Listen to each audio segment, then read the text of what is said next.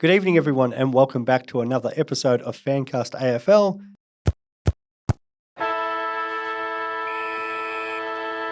Trade period, actually talking about money and it's always a big time for especially the player agents and the players that are in demand. Yes. Yep. The only thing at the moment, it looks like, where we had all this hype around some potential big moves and that every player that seems to be a big name is signing up, which is unfortunate. I was listening to Paul Connors and he was very clear that Bailey Smith will see out his 6 year. It is a bit of a habit with the Connor stable that they'll try to get their players to make sure they see out the 6 years. It's usually your 2 initial and then the 4 years after that, and then let the players explore. And I know that one of the stables there very big on the whole idea of bringing free agency into 6 years, which I don't mind so much, because you do get situations where most of the clubs are pretty happy with their list outside maybe the bottom 3 or 4. So they don't want to really give up a lot, and most of the players are, and they're just waiting to see the latest for the CBA to see, what's going to happen there. We've had Parrish resign recently. We obviously know Himmelberg staying at the Giants. Bailey Smith looks like he's definitely going to stay for one last year, and then we'll see what happens and eventuates after that. But even the sort of the minor rumours where your Sean Darcy's and your potential Tim Englishes and any of these other potential big names. So it looks like we're down to, your Brockman, Hill, and probably the only real big fascination is actually around draft picks. That's right. Yeah. And what, West Coast and North do, and even Gold Coast with their pick. Bulldogs have a potential father-son. Croft hasn't committed yet. So, clubs more willing to trade these their picks than looking at potential players. Have you heard anything or got any thoughts on some of the movement that could be happening, mate? Well, Liam Henry from Freo he's announced he wants to come to Victoria to play footy, and I don't know, like in terms of where he's going to go, but I have a feeling, I have heard that Hawthorn have sounded him out. What do you think's his best fit there, mate? Because he's that sort of winger half forward. Yeah. Do you think there's an obvious standout there, and do you think he should be going to a team like a Hawthorn who are more lower, or is also more higher on the team? And it probably comes down to as well, like, I guess what Freo are going to ask. Peter Bell is quite renowned for trying to squeeze as much as he can out of a trade. So that probably will dictate whether or not he goes to. I'd probably in all likelihood goes to someone in the lower tier of the ladder just because they've got higher draft picks, but there are teams like a Melbourne who have a couple of nice picks as well. Speculation around them potentially trying to get Reid as well. I don't know. Like I think Hawthorn potentially. I was thinking with Hawthorn, they do need now with they'll be pretty much in the market. I think for potentially Jade Gresham. Brockman, as you said, he's potentially going to go back to WA. Yeah, it looks like West Coast is pretty sold on that. It'd be much easier for them if he said Freo, because they could have just done Brockman Hill, and they have to throw a couple of picks in there to make it work. But that would have made their life a lot easier. But no, he does look like he wants to go to West Coast, which is great for West Coast, because this whole idea that they're down the bottom and no one's going to want to go there. Already there's talk not just Brockman, but Dev Robertson. Go over for 4 years and play midfield there potentially. So, as much as West Coast struggle, and there's all this hoo-ha in the media, they can still draw players, which is, a big credit to them. Yep, exactly. Yeah, talking about Harley Reid as well with West Coast. I don't know what your thoughts are, but I'm kind of in a bit of an each way camp here, because it makes sense for them to trade the number 1 pick, split it potentially. I don't know who they'd be able to do it with. North Melbourne would be keen because, they've kind of got enough of a crop of a talent in terms of the youngsters they've got there. But in order to maximise the amount of top-end talent that West Coast can get, splitting pick 1's probably the more obvious choice. Reid, I don't know if he's a once-in-a-generation type player. Is he like a Sammy Walsh? Is he like a Wardlaw? I don't know. Like, it's hard to say. I feel like he's more that kind of Petrarca type. He's going to spend more time half forward to start off with, and then that eventual move into that in the midfield. But he will be 10-year gun player for them, whoever picks him up. Definitely, deny or support the rumours that he'd rather stay in Victoria, which is fine. The hard thing for West Coast is to go, do we want to just take Curtin flat one and Yep. then let Regis fall at 2 and miss a potential trade there? Or if they're not trading back with North Melbourne, then I think they're missing Curtin because North Yeah. Melbourne, especially if the Roos now look like they could potentially get that Mackay pick where there was some debate about it, if it was going to, because AFL didn't want to go 1-2, but 2-3, Yeah. they seem very more comfortable doing, which means, if they have those 2 picks and West Coast don't, do split it with someone else, let's just say the D's can get the Suns pick and it becomes sort of 5 and 6 if there was compensation. Curtin's not getting that far down. So they almost need to do another additional that's trade. right, which how are they going to get up for North's pick there? And then if North can actually really want to trade for them if they've given up their pick 1. So, I think that like West Coast have a lot of power here, but I don't think it's as much as some people are making out just because, they'll want the Western, not just because it's the Western Australian boy, but it is a kid, by far the best key back in the league who can actually got the ability to go through the midfield. So it's something that they don't have, especially with Barras and McGovern still there. He'll be able to learn from them and be a key pillar for them to go forward. Like to already have Oscar Allen one end, to able to have Curtin down the other. It really kind of sets up your club for a long time. Yeah, the aging McGovern as well. Like he's still quality in patches. I mean, when he can get on the park, that's probably one of the biggest knocks with him now is his durability isn't quite there. So to bring in, someone of Curtin's quality and develop him, as you say, is probably a crucial thing that they want to sort of set in stone. And having a midfielder like Reid would be incredible. But I think it's almost using my own team in Carlton, for example. In the one draft, we picked up Harry Mackay and Charlie Curnow, centre half forward and a full forward right then and there. And, and then Wiedering, of course, as well. So, I think you almost need, even though these midfielders are by far and away the best performers by and large every single draft, but you almost need to as well, like target these key position defenders forwards just to set yourselves up. And I mean, just so West Coast can develop all these youngsters in the same sort of time frame across maybe 1, 2, 3 drafts. So they're of that sort of core group of that, age demographic, I guess. So when they do hit their peak, they're all peaking at the same time. Yeah, and I always think if you are in a rebuild, you've got to start with the key pillars because the midfielders develop quicker and it's much easier to get midfielders. And like even in this draft, like you're talking about Dersma, who apparently had another ripping game on the weekend in the under-18s, kicked a bag of goals, ton of possessions, and Hawthorn had their eye on him for ages. Yeah. Does that bump him even further up where North Melbourne are now, if they were to have 2 picks, consider him with that second pick? So I always think it's easy to find them and you only have to see the market for the key defenders. Like we're talking about Ben Mackay being offered all these, but now Radicalia. Like 5 years, sort of ridiculous money contract. And for a guy who, there's some debate, was he worth a second round pick last year?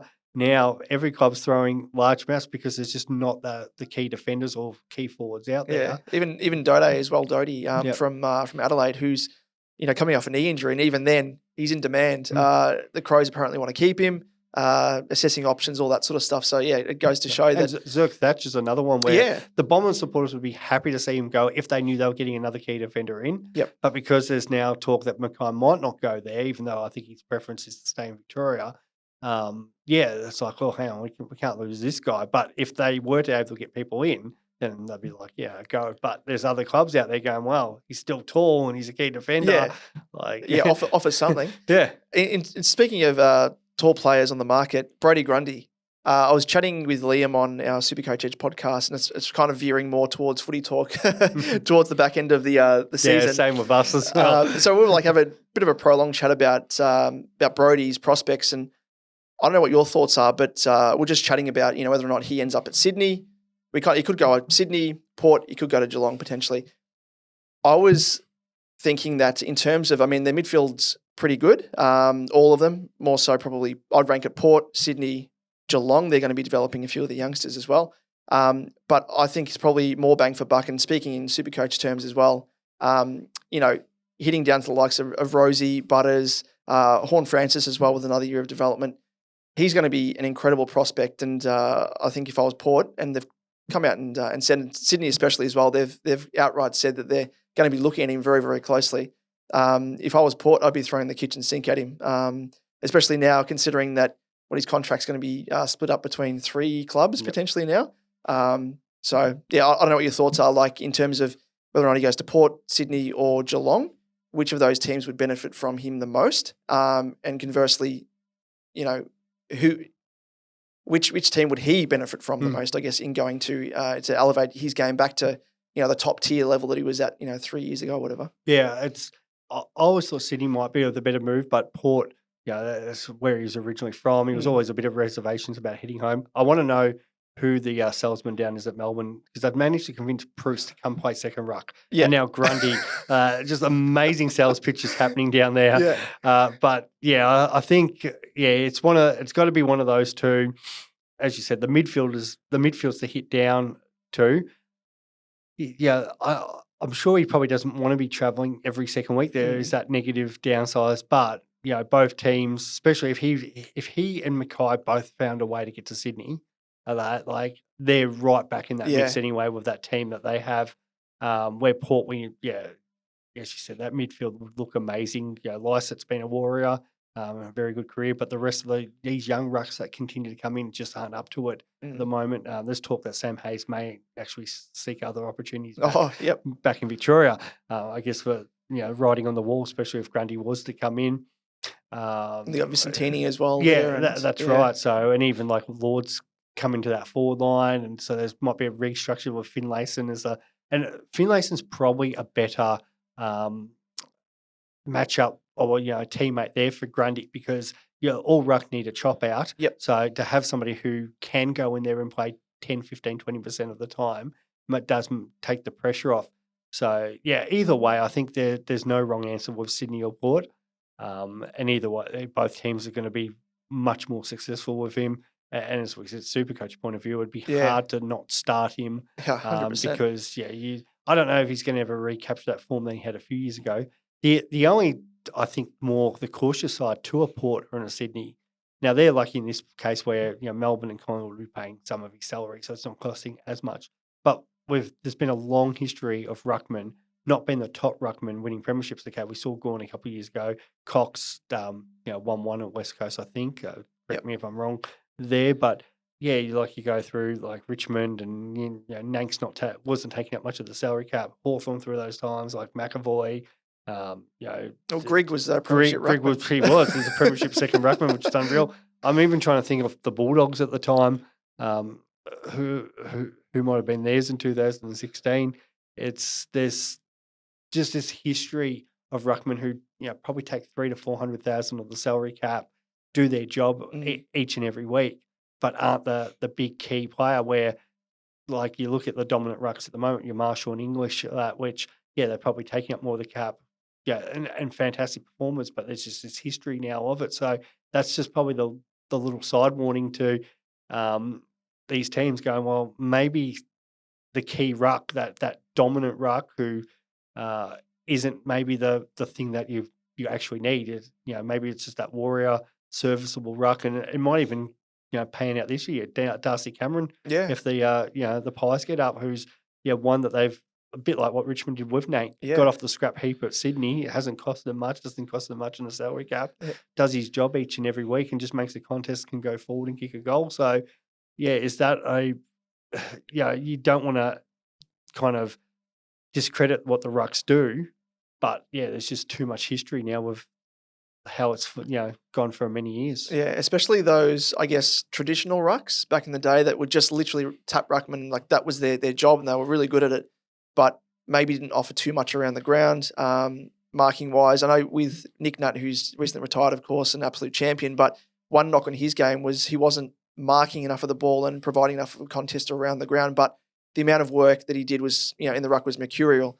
And you kind of need guys like, I guess, an English this year All-Australian ruck, almost provides himself as an extra, midfielder at times, and can push forward and take a nice clunk and kick goals as well. And I guess that's when we're talking about Brodie Grundy, that's probably the one knock on his game is that as we've seen at Melbourne, they brought him in to play second fiddle or at least share the load with Gawn, and then when he was pushed forward, he didn't have that the ace up the sleeve to take those marks and kick goals, and would have seen that from his early days when he was at the Pies as well. And His talent there is probably a little bit too few and far between, but he provides probably more of a, a mobile ruck, a new age ruckman, that mold of player, like an English, where you provide a little bit around the ground. And maybe if they use him that way, and Port, as you said, you've got Finlayson up forward, Dixon, if you can get on the park, Ollie Lord as well, who they're developing. So maybe they don't need him up forward as much. And if they just use him as,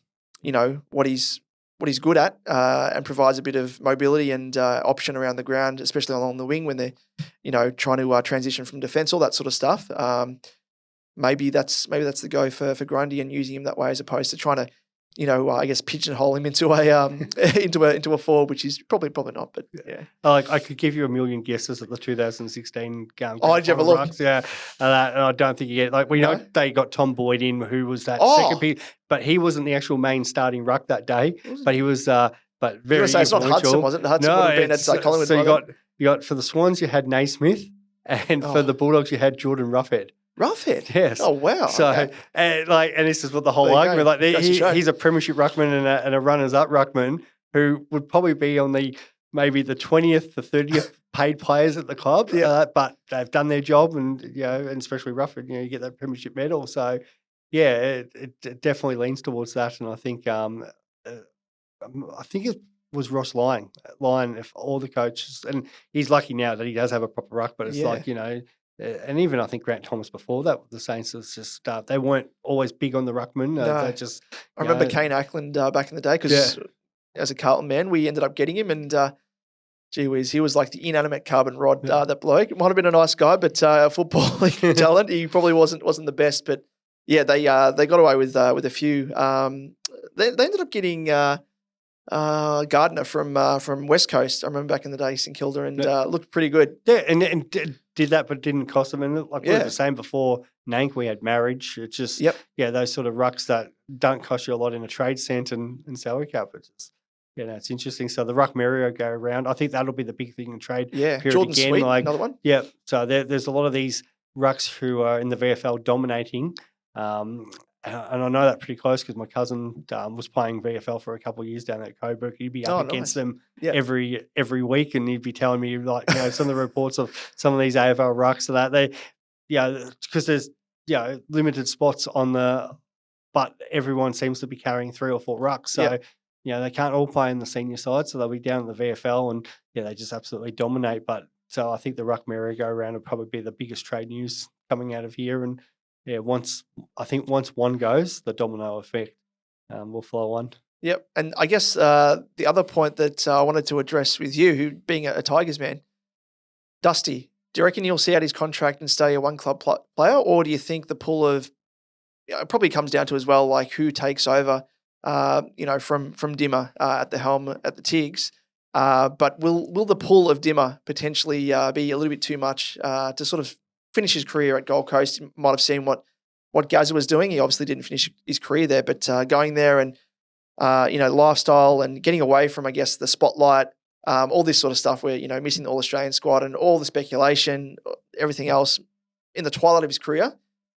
Firstly, can you see it happening? And secondly, is it a good move for him to if you're in his shoes, would you be doing it yourself? Yeah, I'm probably the most hated Richmond spokesperson on this from a supporter point of view, because I'm actually got no dramas with him going. He's done everything for the club. It's been brilliant. And I know a lot of people want the one club player, but you only have to look at what Hawthorn did. And as cruel as some people want to think, but Hodge, Mitchell, Lewis all move on. Gunston, another one, So they've all been pushed out. So was it, I'm trying to think if it was Mitchell or Hodge, one of those was the pick which got them Mitch Lewis, which has set them up for the next 10 years, a key forward who's going to be fantastic. And it was a late pick more just to get the transaction done. But that pick ends up, it's carried on for Hawthorn for years. And probably Sam Mitchell going to West Coast actually helped him develop as a coach, as an on-field leader, and then, into the coach's box, which then gets them back at Hawthorn. And takes them forward now coaching Mitch Lewis, which is the funny thing about Luke Hodge is probably his career, especially in the media, has taken off more because he had that opportunity up in Queensland where there was space for him to get in. So from long-term views, as I'll always look at them as Hawthorn players. Like it's one of those quiz questions probably 10 years. Be like, oh, what Sam Mitchell played for West Coast. Yeah. Or Luke Hodge played for Brisbane. You won't think about that. But it's actually worked out for them. It's worked out for the club. So I can see a situation where Dusty might be on 1 to 1.2 next year, depending on how back end of this contract actually is. So the Tigers could even potentially pay some of it, or even depending on what the Suns want to do with their draft pick. Like they are shopping this pick. What is it at the moment? Pick 4 around, which probably gets bumped to pick 5. Is there a world where Richmond can satisfy the Suns with picks, to get them enough academy points by either trading out or moving some players later on, give them 2nd, 3rd, 4th round picks, and go, okay, here's Dusty for 2 years.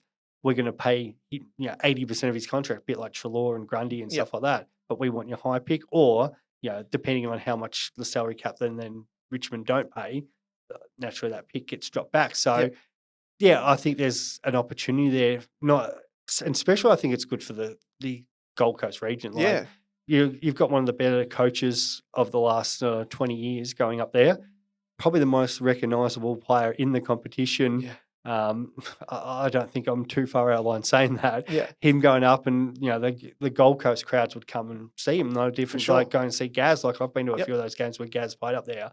This guy's a little superstar. Yeah. And of course you'd be flocking to watch him. So, even Dusty in a forward pocket, for the last couple of years up there. And I think the benefits for Richmond could be huge going forward, where if Dusty finishes the next year or two, his career peters out, brilliant, we get to clap him off. And no different like Jack and Cochin. It was emotional to see them both end like that.